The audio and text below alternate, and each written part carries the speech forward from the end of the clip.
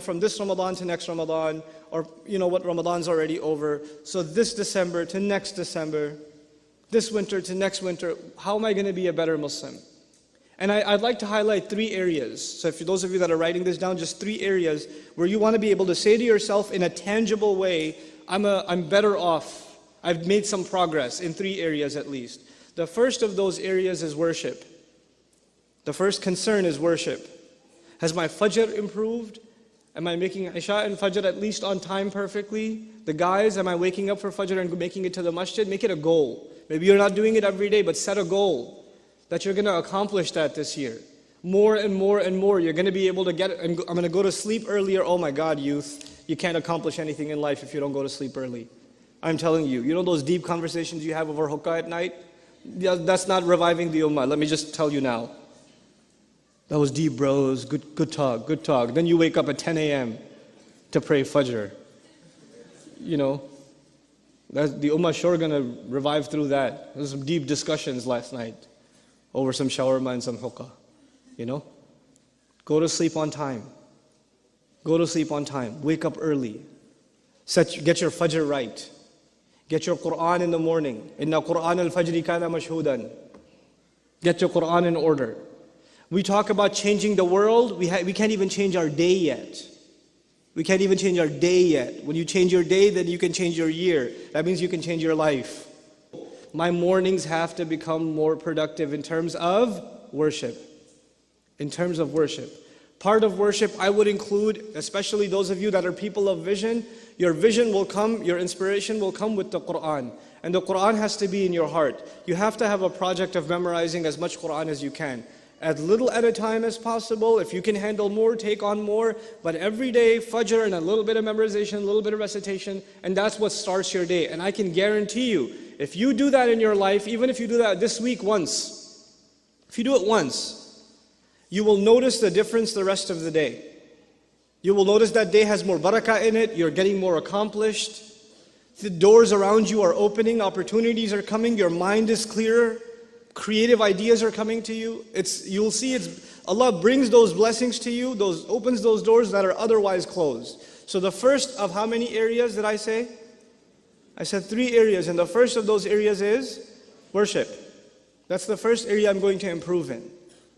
The second area that you really have to work on, that you really, really have to be concerned with, is knowledge.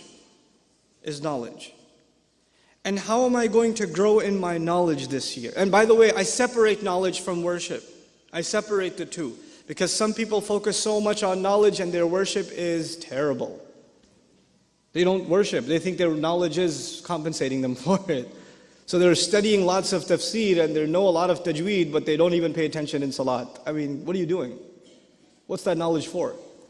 I'm mentioning these things in priority. First thing was worship. The second thing is knowledge. And I don't mean become a alim and get a degree in sharia. Those of you that want to do that, congratulations. I'm talking to everybody here. Not everybody here is going to be a mufti or a alim or whatever.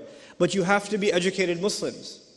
You have to be, there needs to be some minimal level of education in your Islam. And my recommendation for you for that is that by the end of the year, the coming year, you've studied at least a couple of things. You've studied the seerah, the life of the Prophet ﷺ, once. And you should do it every year once. And actually you should read a different source on the seerah every year for the next few years and really study it. At the same time, you have to make substantial gains. In that same year, you have to make substantial gains in your Quran. I'm still in the area of knowledge. First area was worship, second area is knowledge, right? In this knowledge, you have to make some substantial gains in your Quran, which, let's just say you decided this year you're going to try to memorize, I don't know, Surah Al-Kahf, let's just say. So you set a goal. For this year, I'm going to memorize Surah Al-Kahf.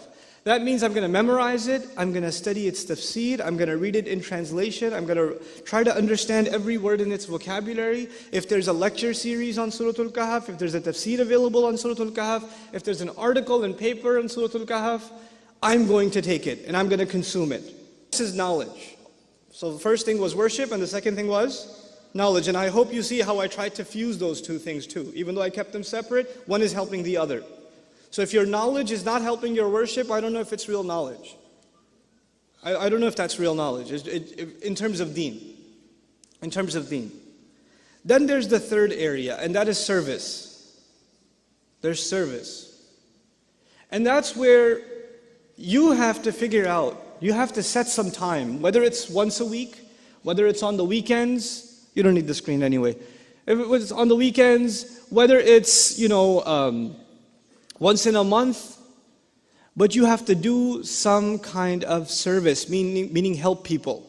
Those of you that have parents that have teenage children, if you can encourage that sort of activity and even take part in it with your teenage kids, it's actually most important in teenage years to engage in the activity of helping other people. That's part of what builds maturity.